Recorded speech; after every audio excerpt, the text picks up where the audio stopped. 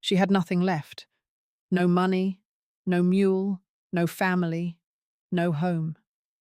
A man had stolen everything her father built with his hands, and she had spent 3 months running. But running brought her to a broken-down ranch, a hollow-eyed widower, and the one chance she never expected, to stop running and finally fight back.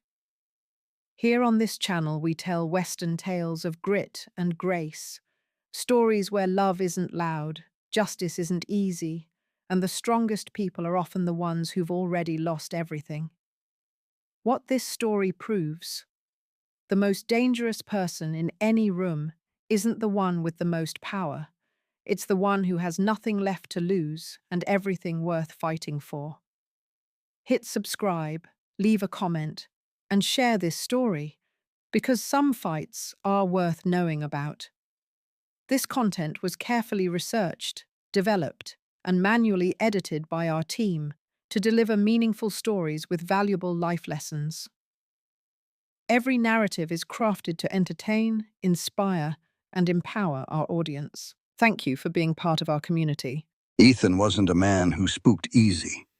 He'd faced down Apache warriors and wrestled a calf from a flash flood with his bare hands. He'd stood dry-eyed at his wife's grave, not because he didn't feel it, but because there was no one left to share the tears with.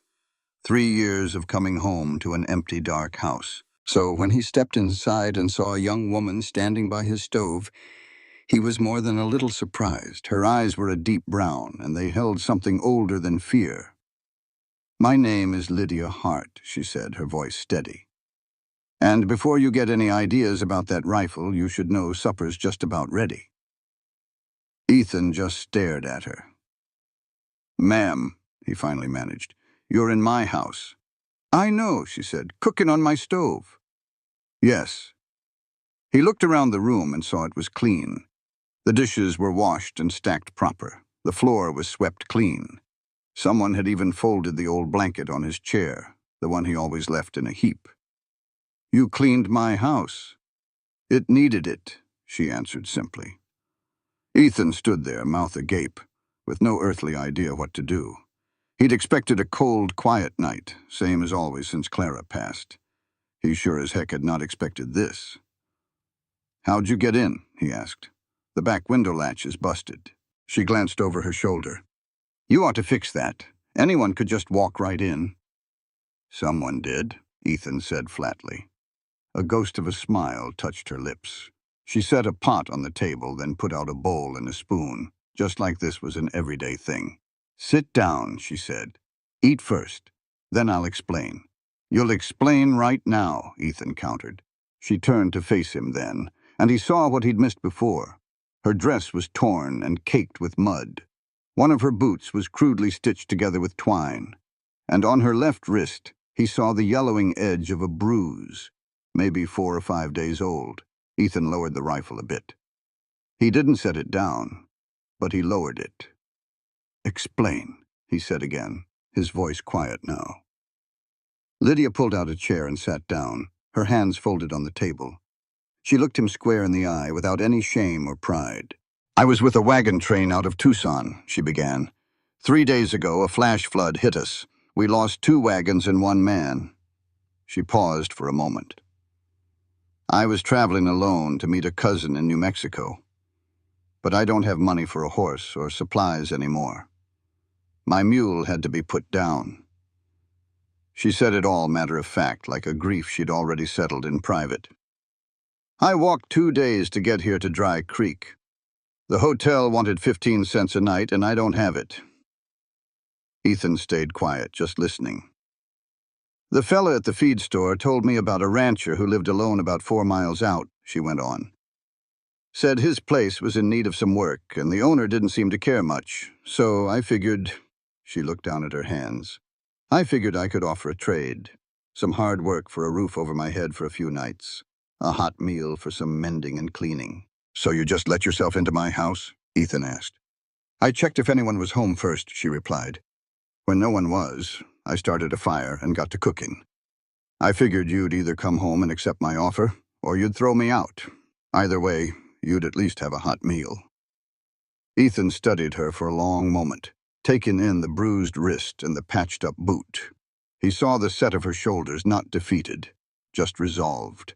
She'd already played out every way this could go in her mind. He finally sat down across from her. 3 days, he said. That's all. She nodded. And you sleep in the barn. She nodded again. I'm not a charitable man, he warned her. I'm not asking for charity, she said. I'm asking for 3 days of work in exchange for shelter. That's a fair trade. Ethan picked up his spoon and took a bite of stew. It was good. Better than good. It was the kind of warmth that starts in your gut and spreads out.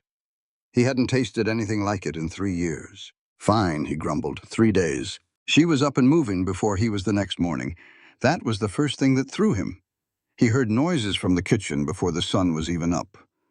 For the first time in a long time, lying there in the dark, he felt a little bit of the tension leave his shoulders. By the time he got his boots on, she had coffee brewing and was looking out the window. Morning, she said without even turning around. He poured a cup. You always up this early? On a workin' ranch, you have to be, she said, finally turning to face him. Your east fence line? The one by the dry creek? About 60 yards of it is down. Something's been getting in the chicken coop at night through a hole in the back wall. And your water trough out by the barn has a crack in it that's going to split wide open come the first freeze. Ethan slowly put his cup down. How long you been up? He asked her. About 2 hours. She pulled out a chair and sat down. I made a list. She slid a torn piece of brown paper across the table with a list written in neat handwriting. Fence repairs, the coop, the trough, missing shingles on the barn roof, a busted latch on the corral gate, and the weed-choked garden plot. Ethan just stared at it. You made a list of everything wrong with my ranch. No, she corrected him. I made a list of what needs doing. There's a difference. He looked up at her. Mr. Cole, she said, her voice even and calm. I don't know what happened here, and it's not my place to ask. But I've worked on ranches since I was 9 years old, and I can see this is good land. It's just been neglected. She paused for a second. 3 days isn't enough to fix it all, but it's a start. Ethan sat there thinking. He thought about telling her to mind her own business. He thought about telling her 3 days was all she was getting. But instead, he just looked at that list, and then he looked at her. He'd told himself he did not want to start a job that was not going to get finished. So all he said was, the fencing tools are over yonder. But that woman, she took to the work like she was born for it. That was the part Ethan just could not figure. She moved through the hard labor of that ranch with a quiet know-how that made him think of someone who understood the soul of a task before she even laid a hand on it. She never asked for help, never complained, and she sure did not make a big show of things for his benefit. She just worked for her own reasons, like she was answering to the land itself, and not to him. He found himself watching her that first afternoon. She had a hammer in her hand, driving nails into fence posts with clean, powerful strokes. Not the hesitant taps of a beginner, but the steady rhythm of 1,000 times before. He walked over. Where did you learn to do that? He asked. She did not even look up. My daddy's ranch outside of Flagstaff. A strike of the hammer. We had about 200 acres. Ran cattle, some sheep. Had? He asked. She drove the last nail home, stood and pushed the hair from her face. She looked at the long fence line ahead of them. Had, she said, and moved on to the next post. Ethan just stood there for a second. You want to talk about it? No, she said, plain and simple, and kept walking. He followed her, not entirely sure why. It was not just pity. It was something deeper, a hard recognition of a silence he knew all too well. My wife died, he said. 3 years back. Lydia stopped walking but did not turn around. I'm sorry, she said. Fever. It came on fast and left even faster. I was 4 days out on a cattle drive. By the time I got the word and rode back, it was... He trailed off. The words never got any easier. There was not much left to come home to. I kept the ranch going, 'cause what else is a man to do? But the care had gone out of it. That is when she turned to face him. She looked at him for a long moment. "That makes sense," she said quietly. He had expected sympathy, or those clumsy words people say about a better place and time healing all wounds. But she just said it made sense. And that night, she cooked again. He came in from the barn after dark to the smell of fried eggs, salt pork, and fresh biscuits. Simple food, but it was hot and it was ready. She was already eating when he sat down. "You don't have to do this," he told her. "I know," she said. "I'm not asking you to cook." "I know that too." She looked up at him. "I like to cook, and you look like a man who has not had a decent meal in a long, long time." He did not argue with that. He just ate. The quiet between them was not uncomfortable, but it was heavy, like the air before a big storm. "Tell me about this place," she said after a while. "What it was like before." He looked at her, suspicious. "Why?" "Because the way a man talks about his land before it went wrong," she said, "tells you what it can be again." Something shifted inside Ethan's chest. Something warm and uneasy all at once. "There was a creek," he started slowly. "Ran year-round along the north border. Mostly dry now. Clara, my wife, she planted 4 apple trees beside it. I don't know if they're still alive. Haven't been up that way in a while." He looked out the window into the dark. "The south pasture had good grass before the drought." "It could again," she said softly. "With some work?" He paused. "I had 12 head of cattle when I first built this place. I'm down to 4 now. Lost some, sold some. Just could not find it in me to care enough to build the herd back." "But you care now," she stated, more than asked. He looked at her, surprised. "What makes you say that?" "Because you're talking about it like it's still possible," she said. Ethan just stared. He wanted to say something to put the walls back up, but instead he felt like she could see right through him. He cleared his throat and pushed his chair back. "I'm going to go fix the latch on the corral gate," he said, and walked out. The next morning, everything changed. He was in the barn when he heard a horse coming up the drive, coming hard and fast. He stepped out to see Tom Briggs pull his horse to a stop in a cloud of dust. Tom's face was pale. "Ethan," he said, his voice strained. "You hear what happened in town last night?" "I have not been to town," Ethan said. "Jed Holloway's place," Tom said, leaning down from his saddle. "A county marshal served him papers yesterday. Says he owes some old debt on his land title from 5 years back he never even knew existed. They gave him 30 days to pay up or get out." A cold feeling washed over Ethan. "That ain't right. Jed's family has had that land since 1879.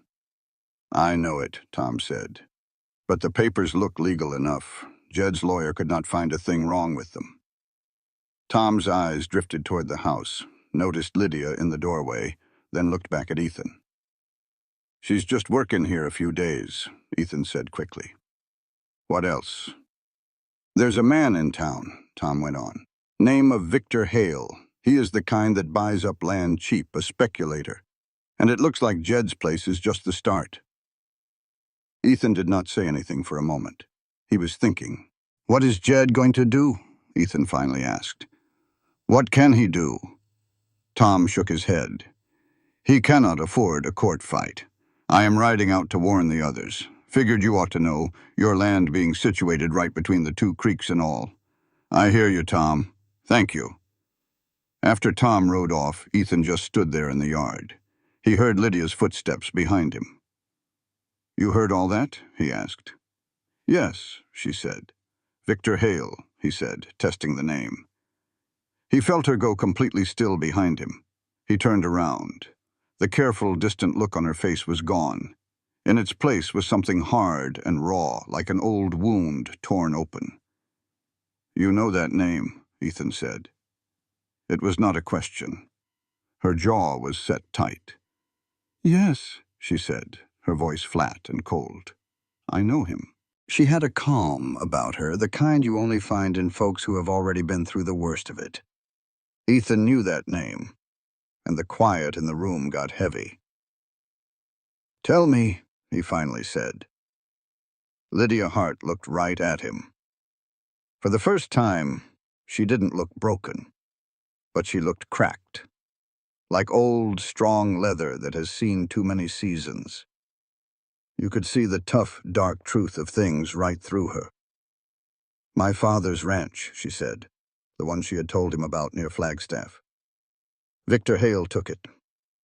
She laid the whole story out on the table, not in bits and pieces, but straight through, like someone who had packed up a terrible memory so they could carry it without it falling apart. Her family had owned that land for 11 years. Her daddy, Daniel Hart, had built it from scratch. It was just her and her father, and it was enough. It was their home. Then Victor Hale rolled into the territory 2 years back. He came with railroad money and men who walked a fine line with the law, their hands always near their guns. He bought land from those willing to sell. For those who were not, he found other ways. With Daniel Hart, it was a forged debt on a water rights paper her daddy had signed 15 years earlier. A single word had been changed on a perfect copy, turning a simple usage agreement into a claim on their entire property. The forgery was good enough for the county judge, who had just gotten a nice bit of cash for his re-election, to rule in Hale's favor. "We had 2 weeks," Lydia said. "The courts wouldn't hear our appeal. The federal land office said we should leave while they took 6 months to look into it. Her father refused to go. They sent men to force him out." "He had a stroke," she said, her voice steady. "That was 3 months ago. He is alive, but he cannot work. He can barely speak. A family in Flagstaff took him in. That is why I was on that wagon train trying to get to a cousin in New Mexico. I have nothing left in Arizona." Ethan sat there, the lamplight flickering between them. "And now Victor Hale is here," he said. "Yes, now he is here," she answered, "doing the very same thing." Ethan thought about Jed Holloway and his own legal papers that seemed unshakable. He thought about his land, the creek and the pastures. "He will come for my land," Ethan stated. "Your land has water on 2 sides," she said softly. "In a drought year, that is worth more than anything. Yes, he will come for it." Ethan stood up and walked to the window, staring out into the dark. "That offer I made you yesterday," he said.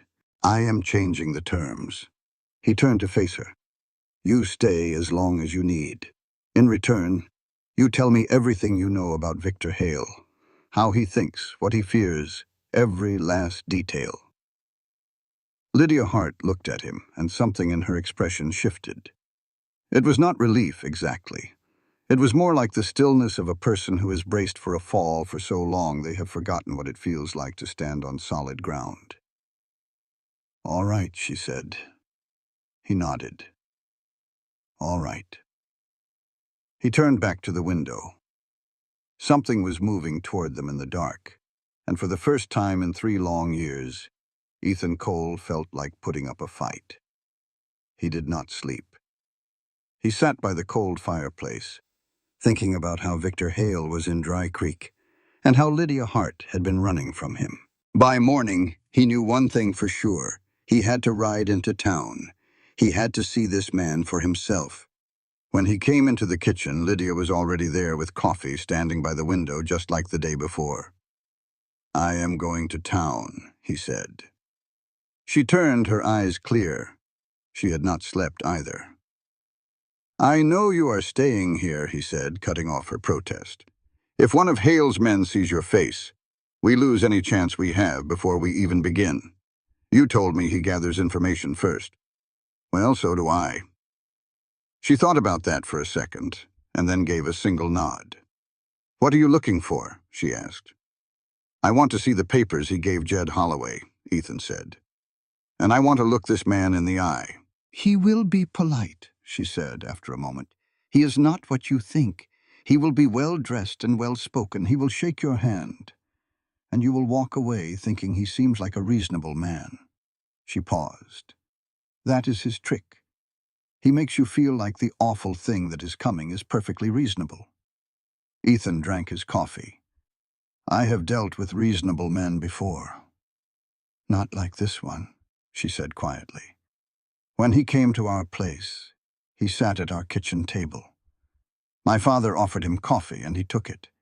He told my daddy how much he respected what he had built. And then he handed him the papers that would take it all away. Her jaw tightened. A man who smiles and shakes your hand while he is stealing from you is the most dangerous kind there is. The room was silent. Watch his hands, she said. He touches things while he talks. It is a trick to make you watch his hands instead of listening to his words. He put on his hat. You said he forged the water agreement. Do you still have the original paper? A look of old pain crossed her face. My father kept it in a locked box under the floorboards. When they threw us out, I went back for it. The box was gone. He took it, Ethan thought. He was thorough. Ethan walked out into the morning light. Dry Creek was always quiet on a Thursday. But this was different. You could feel it in the way folks stood together, talking in low voices. You could see it in the way they watched him ride by.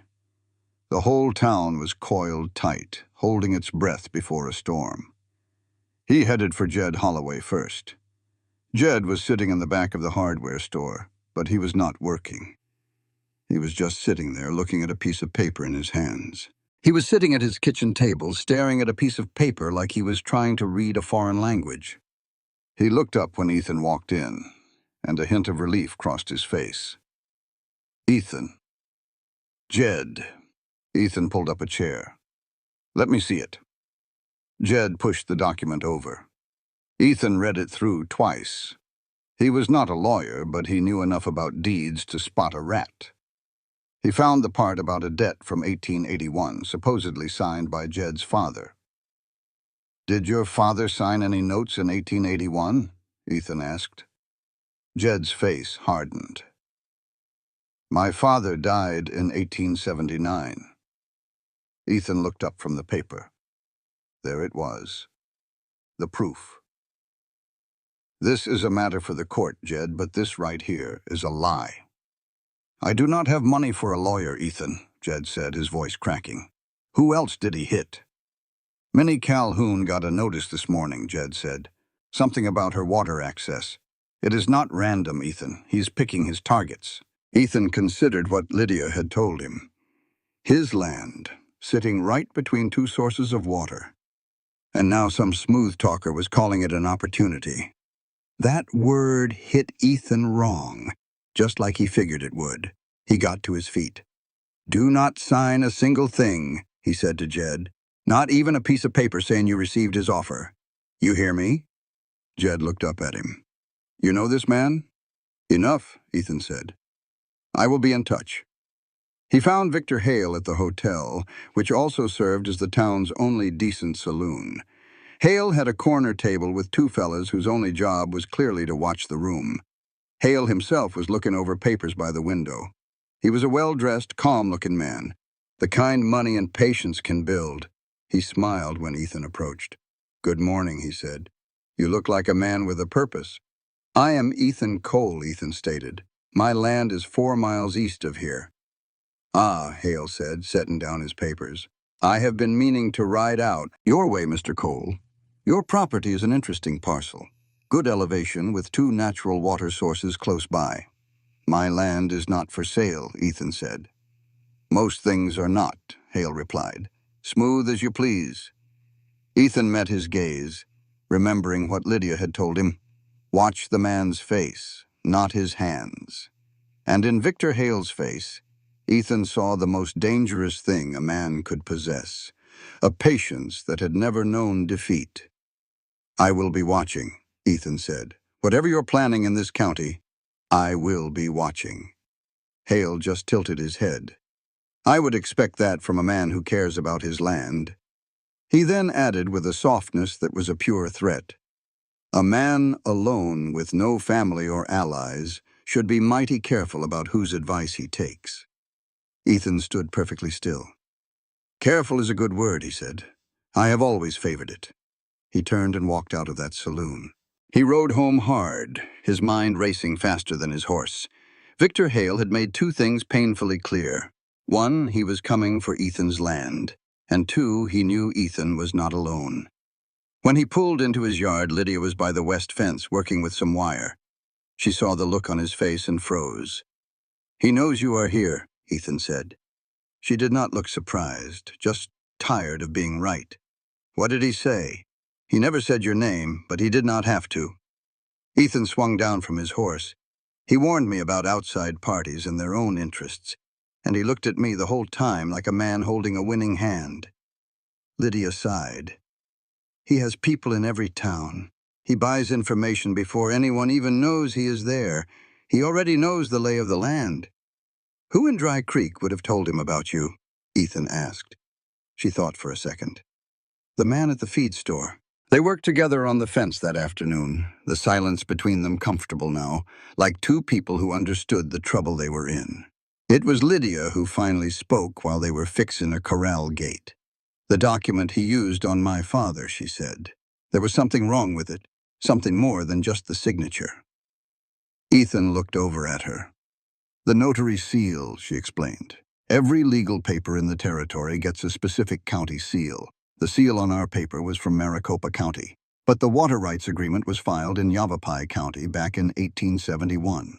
Any change to a Yavapai document has to be notarized in Yavapai." She took a breath. "I did not realize it until months later when it was already too late." Ethan was quiet for a moment.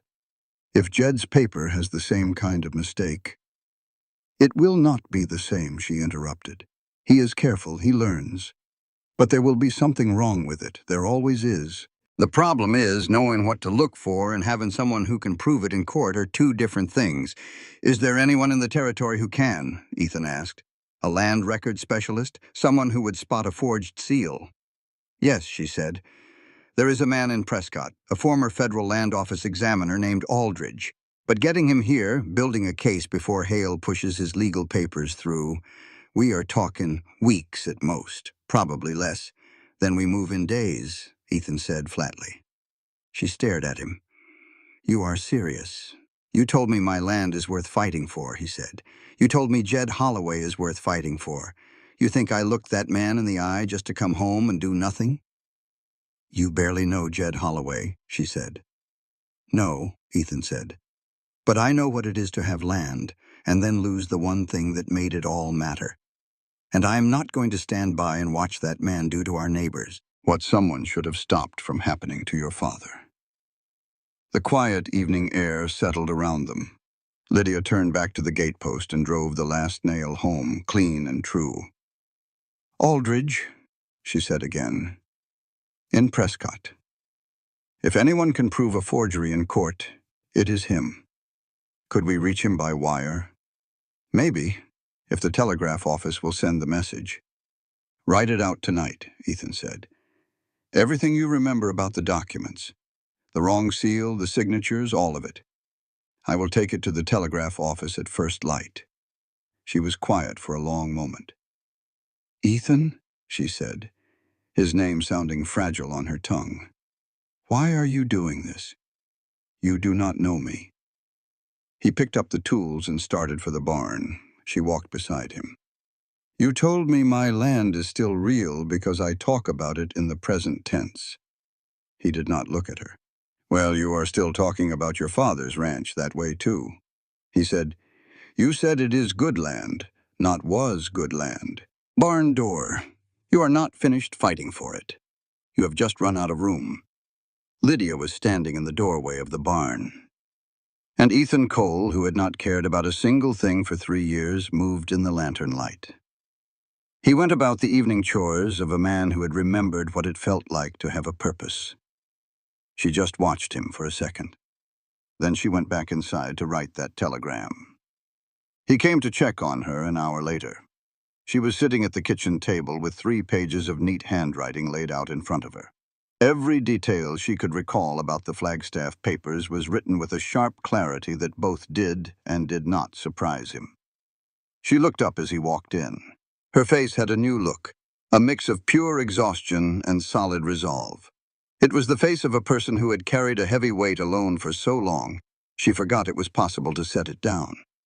"Is it enough?" he asked. She glanced at the pages. "It is what I have. Then it is enough," he said. "It is enough." She almost let a smile show. Not quite. He went to bed. He lay there in the dark, listening to the wind roll over the roof of the cabin he had let fall to ruin for 3 years. He thought about Victor Hale's watchful eyes and Jed Holloway's dead father's faked signature, and Lydia Hart writing out 3 pages of truth by lamplight at his kitchen table. And then, between one thought and the next, something he had been waiting for without even knowing it finally showed up. It was a clear, cold, simple certainty, the kind a man can build a plan on. Victor Hale had been getting his way long enough to think that when people were beaten, they stayed beaten. He was about to learn what happens when they get back up. The telegram was sent at first light. Ethan rode into town before the feed store was open, before the saloon had unlocked its doors, and before Victor Hale's men were even done with their coffee. The telegraph operator, a skinny young man named Curtis, who always wore the same green suspenders, read Lydia's words 2 times, his eyebrows nearly reaching his hairline. "This is some mighty official language for a rancher," Curtis said, choosing his words with care. "Send it," Ethan said. "Every last word. It is going to a federal land examiner in Prescott." "Send it," Ethan said again, and he put the payment on the counter. Curtis sent it. Ethan rode home harder than he rode out. The feeling of being exposed in town, with Hale's men watching the street from the saloon porch, did not sit well with him. One of them, a heavy-set man in a gray coat with his hat pulled down low, had watched him go into the telegraph office. He watched him come back out with a steady stare that was not quite a threat, but was meant to feel like one. Ethan had looked right back at him. The man had been the first to look away. It was a small win, but he would take it. When he got back to the ranch, Lydia had already cleared half the garden plot. She had started before he left, turning over the dead dirt with a long-handled fork. She was pulling up the tangled roots from 3 years of neglect with her bare hands, which were wrapped in old burlap. She looked up as he rode in. "Did it send?" she asked. "Every word," he told her. "Now we just wait." She gave a nod and went back to wrestling with the soil. He sat there on his horse, watching her work. He saw the focused, steady way she moved, the way she tore at each root like it had done her a personal wrong. And he knew right then that this was her way of handling fear. She did not sit still with it, she worked through it. He went and got another fork. They worked on the garden together all morning, not saying much. It was the good kind of quiet, the type that comes from working together, not from avoiding each other. By noon, they had cleared enough earth that you could see what it used to be and what it might become again. This was her garden, Lydia said. It was not a question. Ethan pushed the fork deep into the ground. She had tomatoes along the south fence. Beans, squash. He stopped. "I am not sure why I let it go. I guess I could not bear to look at it." "That is easy enough to understand," Lydia said. "No," he said, "but I let it go for too long. 3 years too long." He looked over the freshly cleared patch of dirt. "It is going to take more than just seeds to get a crop this late." "Not tomatoes," she said. "It is too late for them. But winter squash. If you plant it now in good soil and give it the right water, you could have a harvest by early November." She knelt down and scooped up a handful of dirt, crumbling it between her fingers. "This soil is not as dead as it looks. There is still life in it." She looked at him with a small smile. "Good land always holds on longer than you think it will." He looked at her for a long moment. She was talking about the garden, but he was pretty sure she was not only talking about the garden. The answer from Prescott arrived the next morning. Curtis rode out himself to bring it, which told Ethan the message was important enough that the telegraph man did not want to sit on it. He handed the folded paper to Ethan at the door, looking like a man delivering something he did not fully understand but knew was serious. "He will come. He says he needs the original documents, the papers Hale used against your family, or copies of the first filing that has a clear county stamp." She looked straight at him. He says he will come to Dry Creek if we can prove the forgery is the same as what he saw in Maricopa County 2 years ago. Somebody else tried to fight Hale back then. It did not go well, but the examiner, Aldridge, he kept all his notes. Lydia was silent for a good while. "The papers he served my father," she said slowly. "I told you that the lockbox was gone." But she stopped and put the telegram down. There was a copy filed with the court. When we first tried to appeal to the territorial court, we had to submit the document as proof. The court would have made an official record of it. It is not the original, but a certified court copy of the very paper used against my family. Ethan understood what she was getting at. A certified copy from the territorial court is a legal document, and if it has the same fake notary seal, she paused, taking a long, slow breath. That is enough. That is all Aldridge will need to get started. How do we get our hands on it? The Territorial Court Records Office is in Prescott, she said. I would have to go there myself. I can request it since I was part of the original case. She hesitated. That means leaving here. Which means I am going with you, Ethan said. She gave him that sizing up look of hers.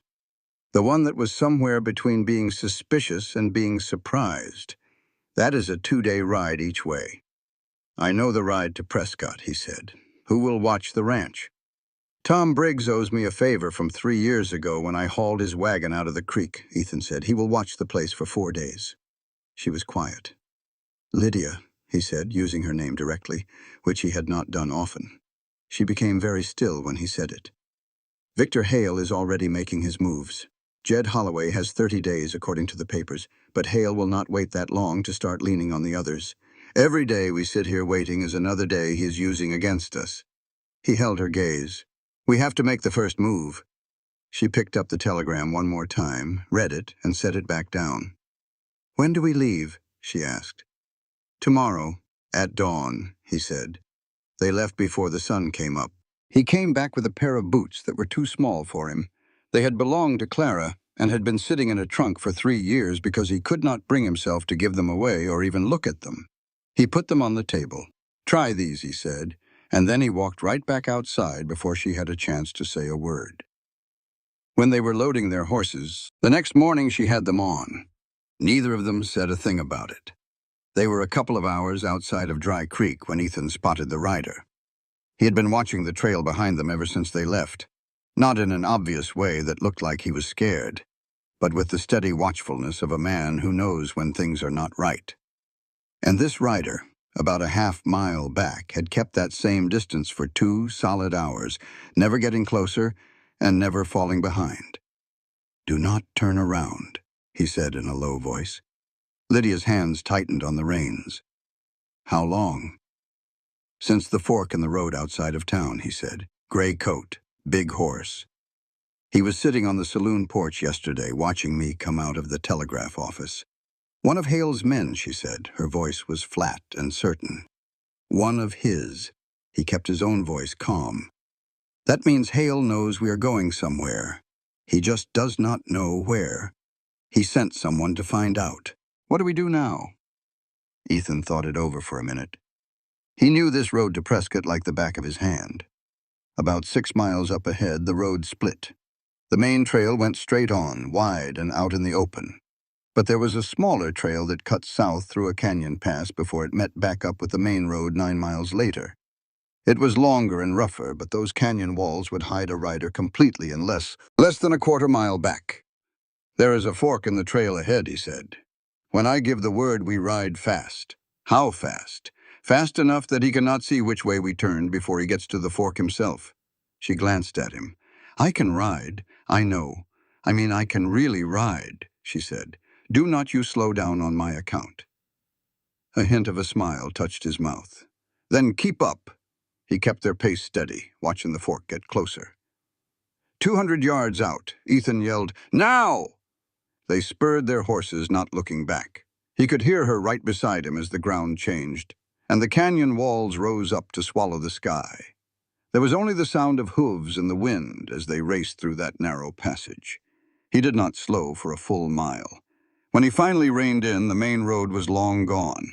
Lydia pulled up next to him, breathing hard. She looked behind them. Nothing. He will not know which way we went. Not for a while, anyway. Been a while, Ethan noted. Long enough, she said, facing the trail ahead.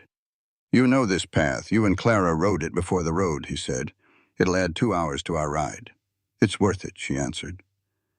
At dusk, they stopped at a homestead owned by the Fisks, folks Ethan knew. In the morning, Lydia mended a broken porch step before anyone asked.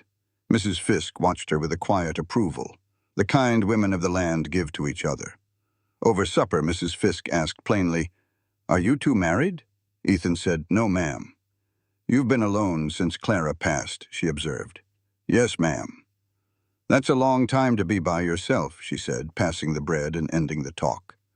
But Ethan felt Lydia's gaze on him, so he just kept his eyes on his plate. They made it to Prescott the next afternoon. The clerk at the territorial court was a skinny man named Marsh. He looked like a fellow who had long ago stopped caring about the papers he filed. Lydia made her request clear, a copy of evidence from the Heartland Appeal of 1883. Marsh vanished into a back room. They waited for 20 minutes. Lydia sat with her back straight as a post, her face calm. He realized then she'd learned how to wait like that, holding herself perfectly still while others decided her fate. And he hated it. Marsh returned and placed a document on the counter. Lydia leaned in to read it. Ethan saw a sharp focus flare up in her eyes. "The seal," she said, her voice tight. "Maricopa," Ethan said, reading over her shoulder. "A Yavapai County filing with a Maricopa notary seal." She looked at Marsh. "Is Mr. Aldridge's office on Gurley Street?" "Yes, ma'am." Marsh blinked. "Third door down." She was already heading out. Franklin Aldridge was about 60, a man whose face showed he'd spent more time outdoors than in. He listened to Lydia's story without a word. He studied the document for a good long while. Then he set it down. "I've seen this seal before." Lydia and Ethan froze. "Not on this paper," Aldridge clarified, "but this exact notary stamp. Look here at the number, 1147. He pulled a file from a drawer. "This is from a case in Maricopa County back in 1881. He pointed to the paper. "Different land, different claim, but the very same stamp number." That notary stamp, number 1147, belonged to a man in Phoenix who had retired in 1879. His seal was reported stolen after he died. Aldridge looked up at them. "Victor Hale has been using a dead man's stolen seal for at least 4 years." The room went dead quiet. "Can you testify to that in court?" Ethan asked. "I've been waiting 2 years for someone to bring me proof," Aldridge stated. "Hale paid off the family in the Maricopa case before it went to trial." He closed the file. "If you get me in front of a judge in Dry Creek with this, I can build a case that invalidates every single document with that seal on it." "Every one." Ethan glanced at Lydia. She was staring at the paper. On her face was the first hint of hope he had seen in a long time. It was like the first sliver of dawn. "My father's land," she whispered. "If the document that took it has that same seal." "The whole claim was based on a lie," Aldridge said. "It means we can challenge the ruling. It won't be easy and it won't be quick, but it's possible." Lydia took a breath and sat up straighter. "When can you be in Dry Creek?" "Give me 2 days to get my papers in order," Aldridge replied. "I'll ride out after." "We need you there soon," Ethan pressed. "Hale will be filing for a court date this week." "Then I'll be there in 1 day," Aldridge said simply. He stood and shook Ethan's hand, then turned to Lydia. "Your father built something worth fighting for. I'm sorry it took so long for someone to help you fight." Lydia just shook his hand, unable to speak. Within the hour, they were riding hard for Dry Creek. They had to get back before Aldridge, before Hale could make his next move. The silence between them on the trail wasn't empty anymore. It was filled with purpose. The silence in the air felt different now, like it was headed somewhere. About an hour out from Prescott, it was Lydia who finally broke it. She looked over at Ethan. "When we were listening to Aldridge and he said my father's land deal could be challenged." She trailed off, gathering her thoughts. I need you to know something. I first came to your ranch because I truly needed a safe place to stay for 3 nights. But that is not why I stayed. I stayed because I thought I could help you. When Tom Briggs said the name Victor Hale in your yard, it was no surprise to me. None of this has been a coincidence. Ethan rode beside her for a long moment. You believe you came to my ranch for a reason, he said. I believe I ended up where I was supposed to be, she answered carefully. I do not think reasons are things you have before you start. Sometimes you just have to move until you find solid ground. He thought about his quiet house and the smell of fresh bread that always hit him like a memory. He thought about the list she made of everything wrong with his ranch and how she handed it to him like a gift. Lydia, he said, keeping his eyes on the trail ahead. Yes, I am mighty glad you did not leave after those 3 days. A quiet moment passed between them. So am I, she said softly. They pushed the horses hard. Miles behind them, Franklin Aldridge was already digging through his files, putting together the case that could tear Victor Hale's whole world apart. And up ahead in Dry Creek, Hale himself had no idea what was coming. He had no clue that the woman he had run off her land in Arizona had spent 3 whole months becoming the perfect tool for his downfall. But he was about to find out. They rode into Dry Creek 2 hours before sundown and knew right away something was wrong. It was not just one thing. It was a lot of little things. The main street felt crowded and tense. 2 men Ethan had never seen before stood outside the hotel, still as statues, the way men do when their job is to be seen. Tom Briggs was already in the yard when they got back, sitting on the porch with his hat in his hands.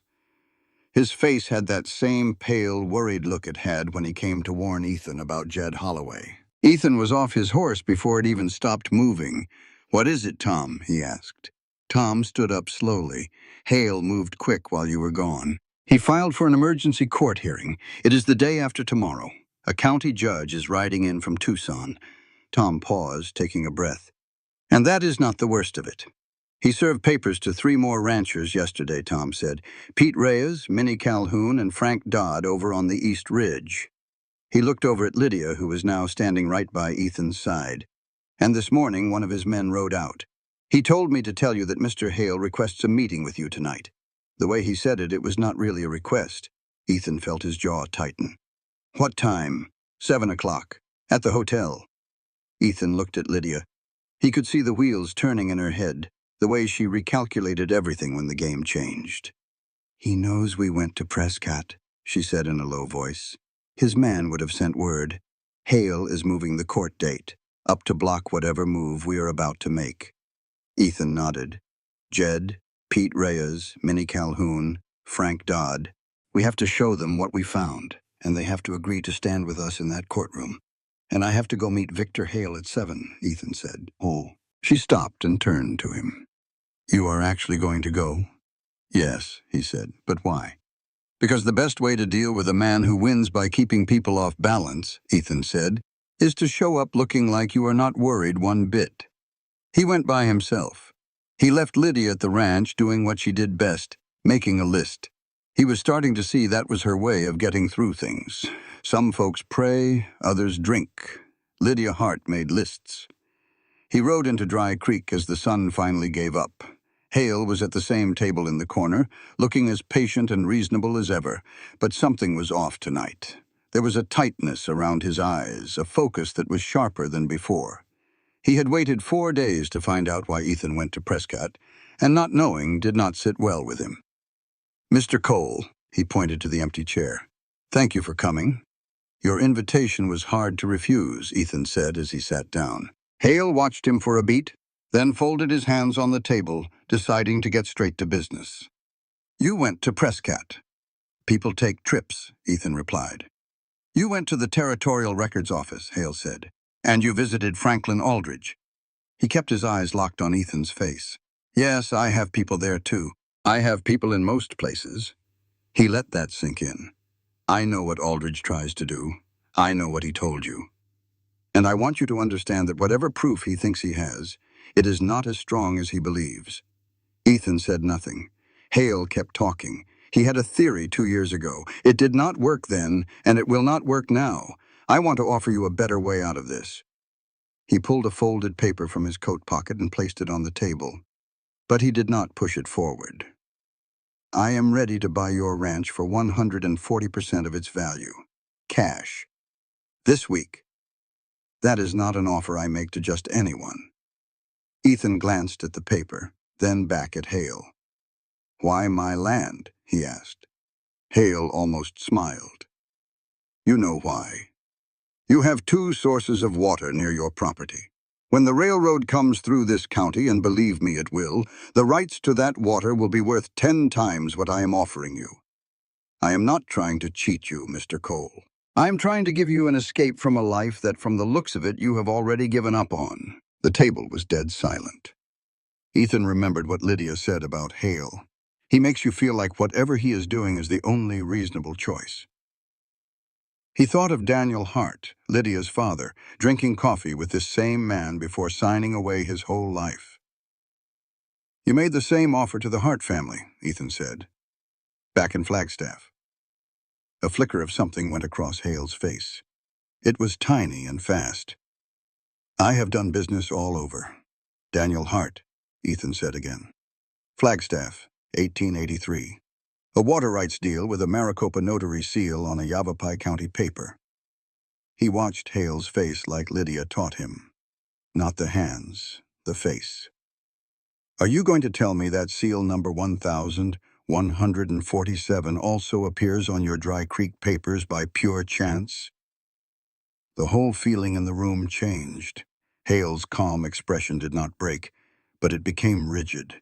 It was like a wall holding itself up after the ground beneath it has moved. I think, Hale said in a very quiet voice, that you should be very careful about saying things you cannot prove. I did not say anything, Ethan answered, his voice friendly. I just asked a question.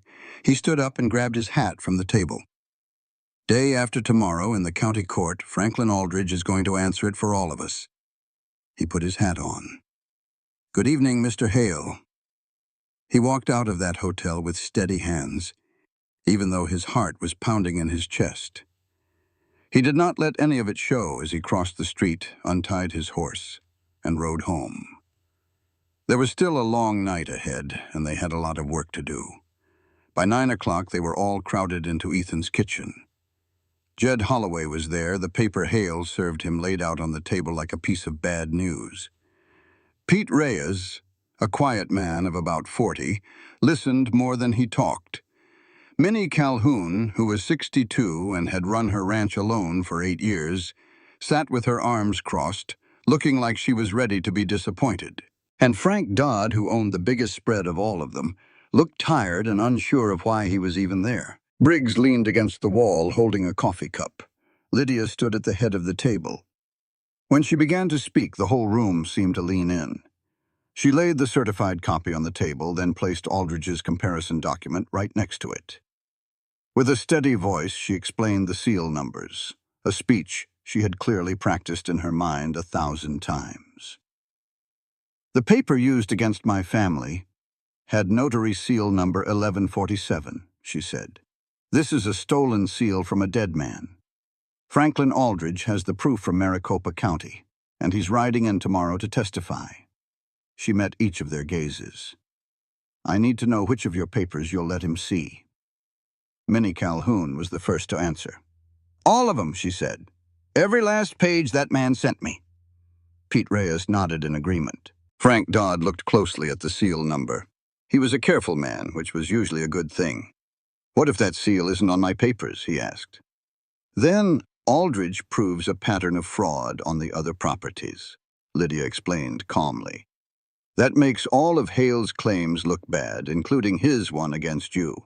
But I believe you will find the seal. Men like Hale stick with what works.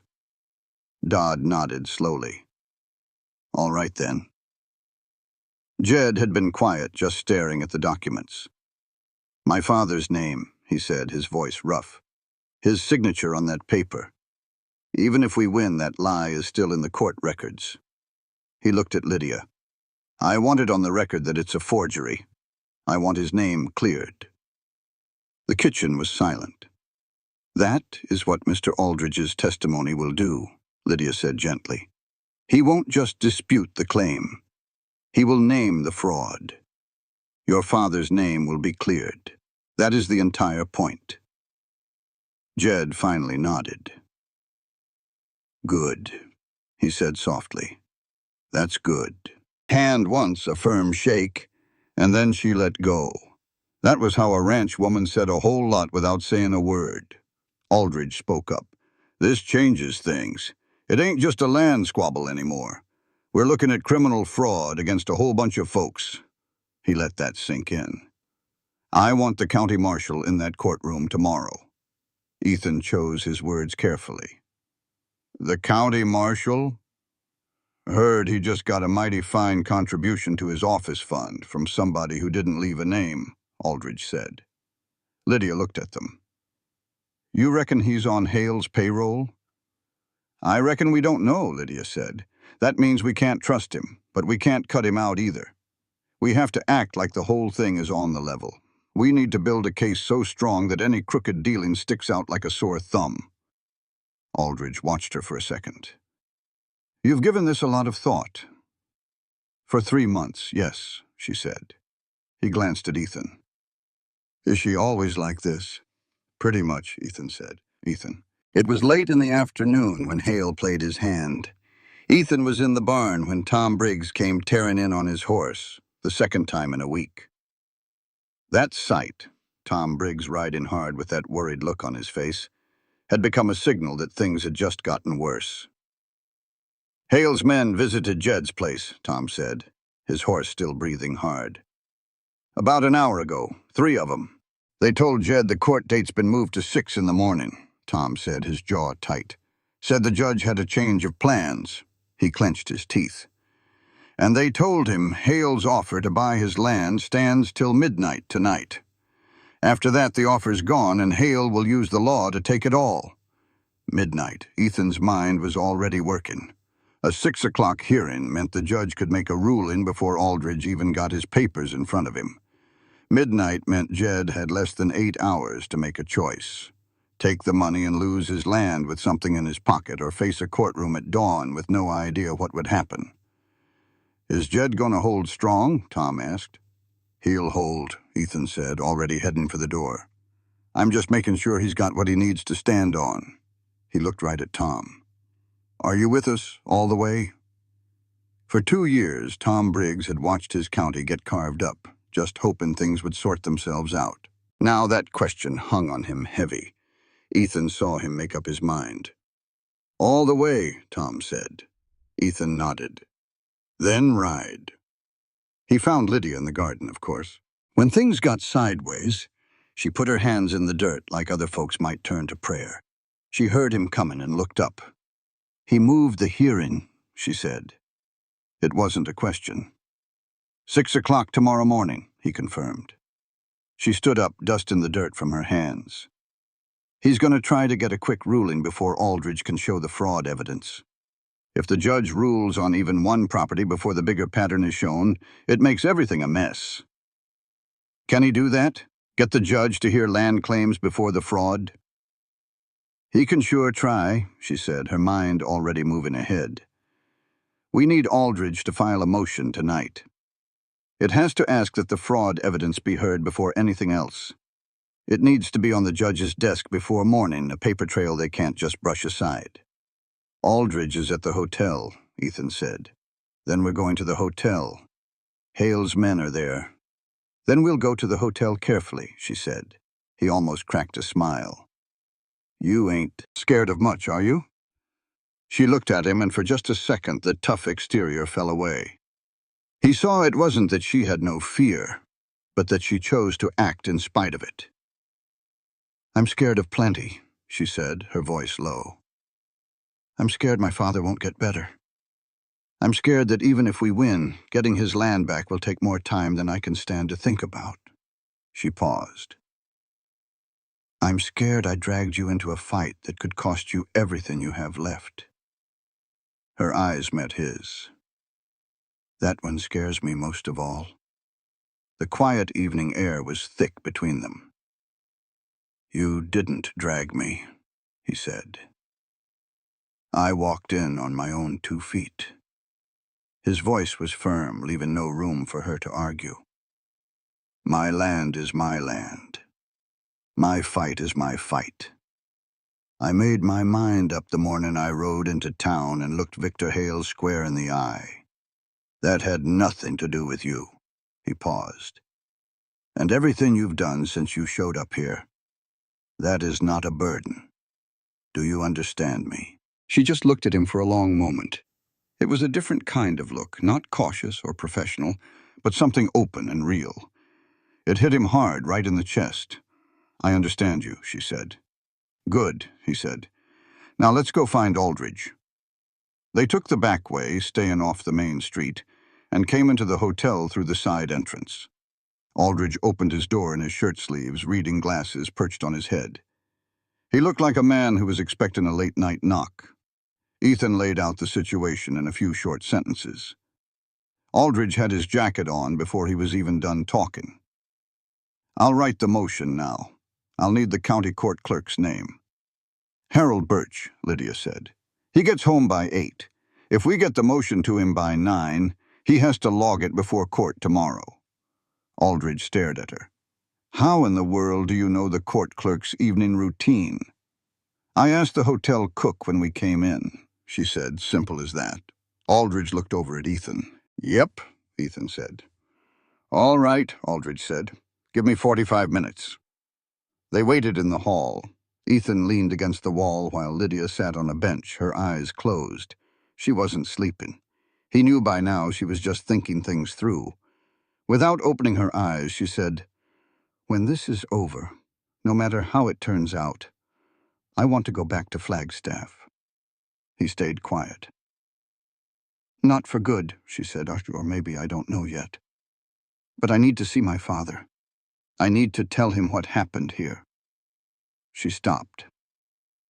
He needs to know someone fought back. Even if we don't get the land back right away, he needs to know we didn't just let it happen. We'll get his land back, Ethan said. She opened her eyes. You can't promise that. No, he admitted. But Aldridge can make it possible. And possible is a whole lot more than you had 3 months ago. He paused. More than you had 4 days ago. She held his gaze for a moment, then closed her eyes again. Yes, she said, it is. Aldridge came out at 8:40 with 3 pages of careful legal words and a jaw set like a man walking into a fight he'd waited on for years. They went to Harold Birch's house. Birch answered the door in a housecoat, read the motion over twice, and to his credit didn't say a word about how late it was. He just stamped it into the court record at 8:57. It was done. Whatever Hale had planned for 6 in the morning, he was about to walk into a courtroom with a formal motion already on the books, demanding the fraud evidence be heard first. As they walked back through the dark street, Lydia suddenly stopped. Listen, she said. Ethan stopped too. Up ahead, near the hotel, they heard 2 voices raised in anger. One belonged to that big fella in the gray coat, one of Hale's watchers. The other was sharp and mean, somebody Ethan didn't know. He pulled Lydia into the shadows of a building. The 2 men were standing outside the hotel's side door, talking low and urgent. Ethan caught bits and pieces. He filed something. Aldridge. Hale needs to know. Tonight. The second man hurried back inside, leaving the gray-coated fella standing there, looking down the street like a man who just watched his perfect plan start to fall apart. Ethan and Lydia didn't move a muscle until he was gone. They know about the motion, Lydia whispered. Breathed. Yes, Ethan said. What does a man like Hale do when his plans fall apart? He pictured those calm eyes, that rock-steady composure. I surely do not know, he said, and he meant it. She straightened up next to him. Her shoulder was so close to his in that small space he could feel the heat of it. That is the one thing I have never known about him either, she said. What he does when he is not pulling all the strings. She paused. I reckon we are about to find out. The night was dead still around them. Tomorrow at 6 in the morning in the Dry Creek courthouse, everything they had worked for would either stand strong or crumble. The ranchers would either hold the line or break under the pressure Hale was no doubt putting on them. The judge would either accept Aldridge's proof or throw it out. Ethan knew this kind of uncertainty down to his bones. He had stood right here before. You either move toward the trouble or you do not. He looked at Lydia there in the dark. She was already staring at the courthouse. Get some sleep, he said. You first, she answered. They both knew neither one of them would sleep a wink. 6 o'clock rolled in cold and gray. Ethan had not slept. He doubted Lydia had either, though she came out of the barn looking composed. She had insisted on the barn again, drawing a line he knew not to cross. With her hair pinned up and Clara's boots on her feet, she looked like a woman who had decided to meet the day head-on no matter what it brought. They did not talk much on the ride into town. All the words had been used up. What was left was a quiet, solid thing between them. The others were already there. Jed Holloway stood with his wife, who held his arm with a set jaw. Pete Reyes was there, and Minnie Calhoun in her Sunday dress, which on her looked more like a declaration of war. Frank Dodd and Tom Briggs stood watching the street. Ethan saw Harold Birch by the courthouse door, looking like he'd been there since sunup just to make sure their motion was filed right. A moment later, Victor Hale walked in with his lawyer, a sharp-looking fellow from Tucson named Pratt. But it was Hale who put a knot in Ethan's stomach. He looked calm, patient, like a man who'd already figured out a new way to win. That was the dangerous version of Victor Hale.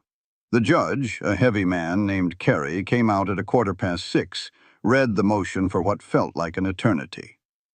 Pratt jumped to his feet, protesting. Your Honor, this motion is just an attempt to bring in outside matters to a simple property claim. The judge didn't even look up. Sit down, Mr. Pratt. Judge Carey finally set the papers down and looked at the man beside Ethan. You're the examiner from Prescott? Yes, Your Honor, Franklin Aldridge. I'm ready to testify that the notary seal on these claims is a fake, and I've got the proof.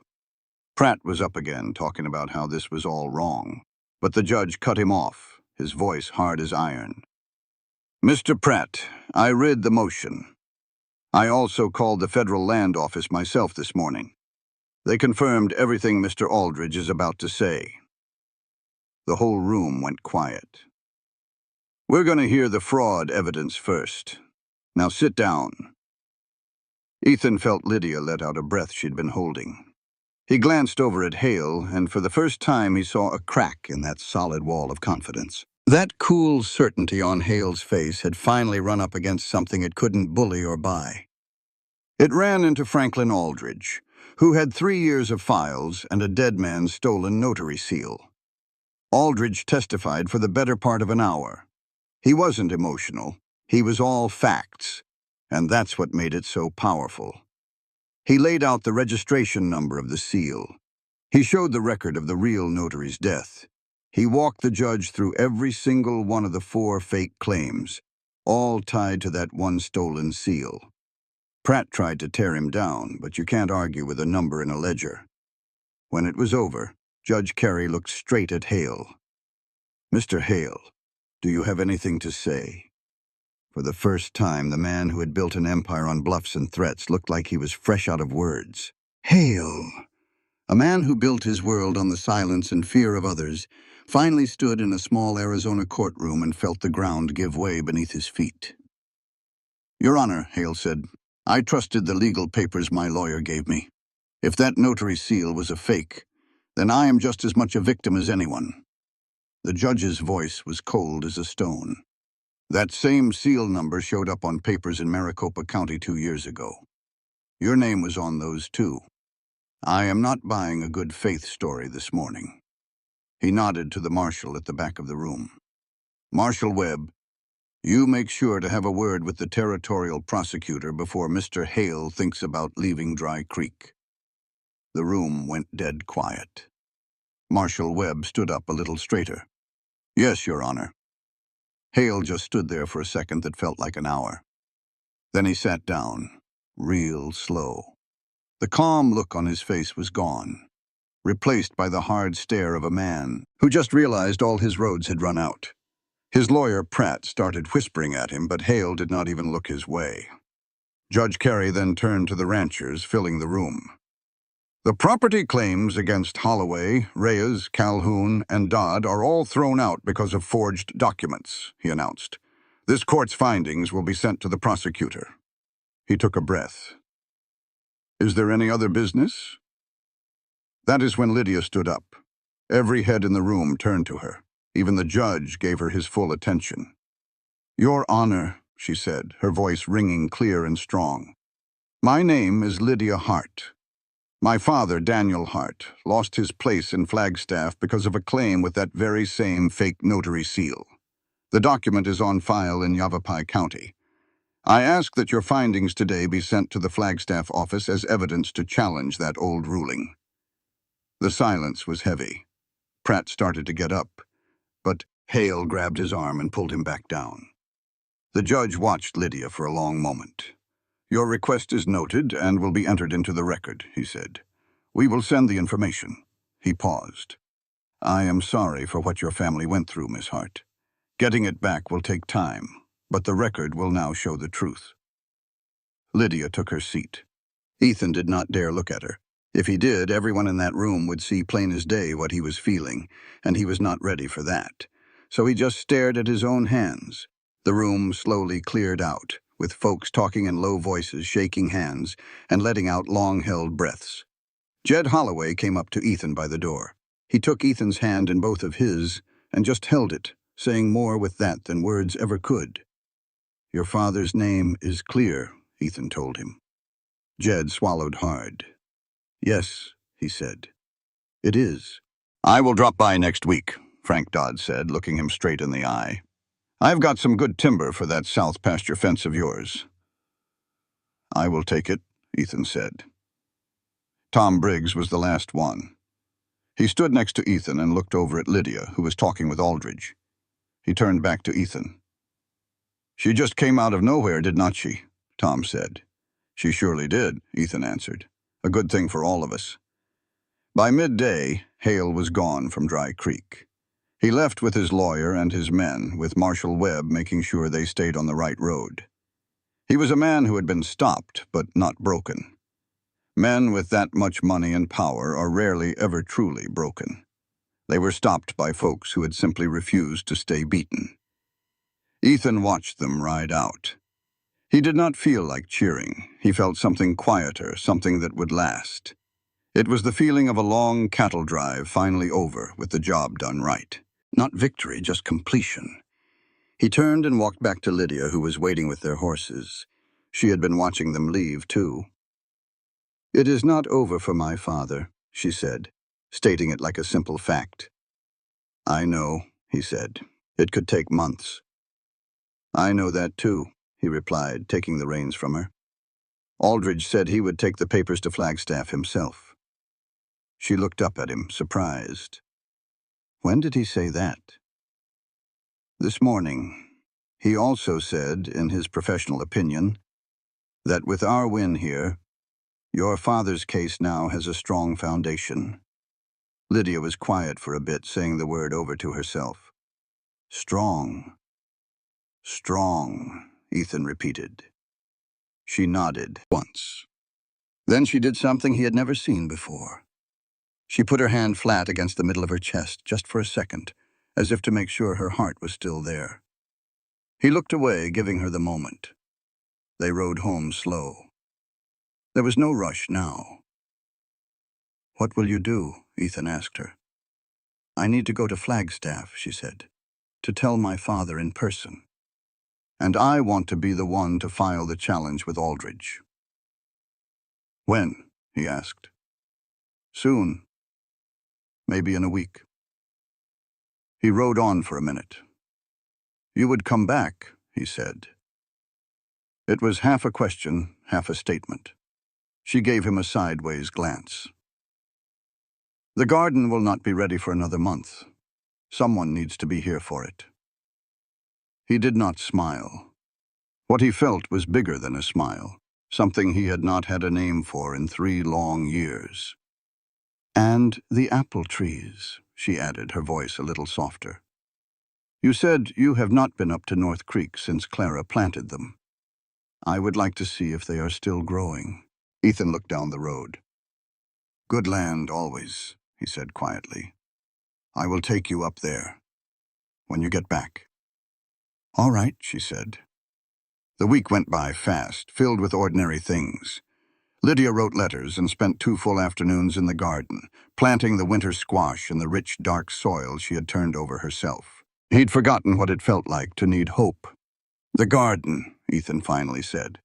"And the apple trees," Lydia added, her voice a little softer. "You said you hadn't walked up there since Clara planted them. I'd like to see if they're still growing."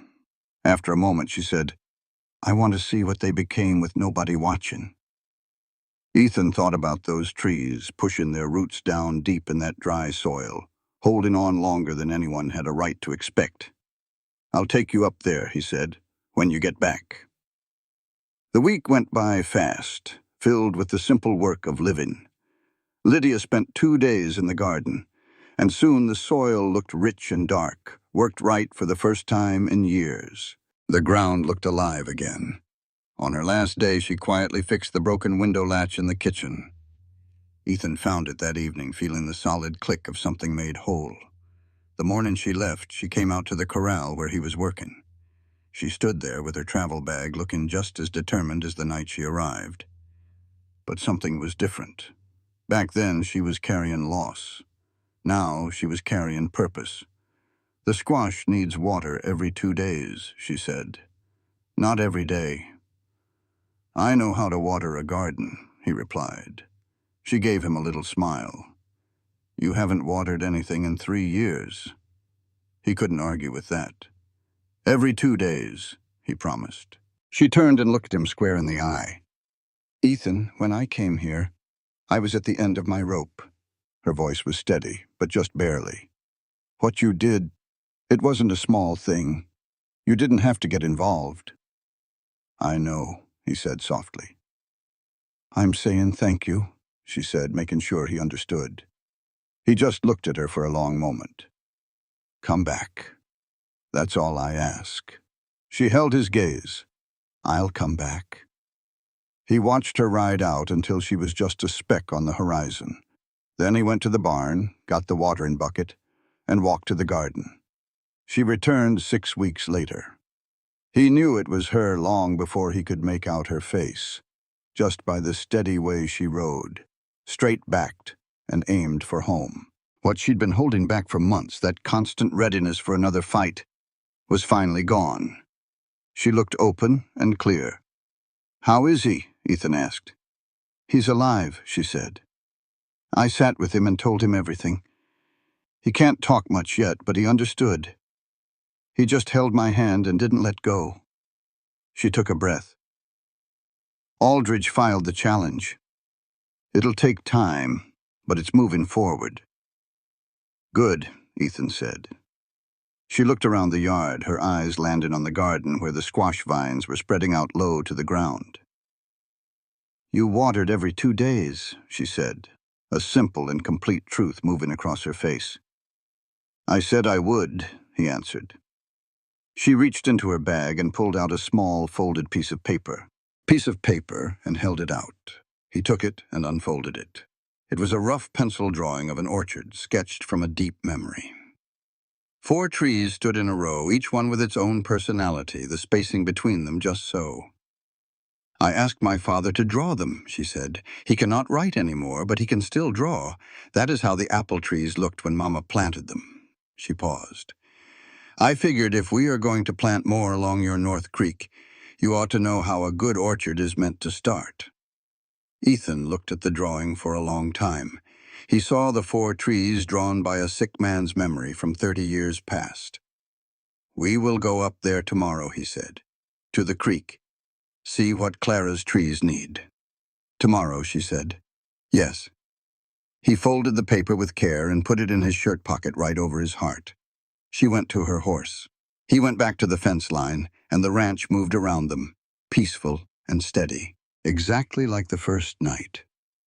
He walked in from the barn, and the smell of warm bread and something savory hit him. The house felt like a home again after too many cold and empty years, and Lydia was setting 2 plates on the table just like that first night, except nothing about it was a surprise. It was not a careful deal made between strangers. It just felt right. He sat down. She sat across from him. The lamp burned with a warm light between them. The kitchen was quiet in that way a room gets when it is full of all the right things. After a while, she said, "The garden will be ready in 3 weeks." "I know," he said. "We should think about the south pasture after that," she added. "For spring." "I have been thinking about it," he said.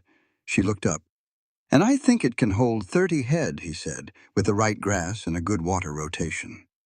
She looked at him, and her face was direct, warm, and open. That look held the long story of fence work, court testimony, and a drawing of an orchard. 30 is a good number, she said. "It is a start," he said. In the darkness. The apple trees on the North Creek held their roots deep in the dry dirt and waited for the sun. The fences stood straight and true along the property line. The lamp in the window of Ethan Cole's ranch burned just as it had the night he rode home to find a stranger at his table. It was warm, steady, and you could see it from a long way off. Only now, it burned for 2 people.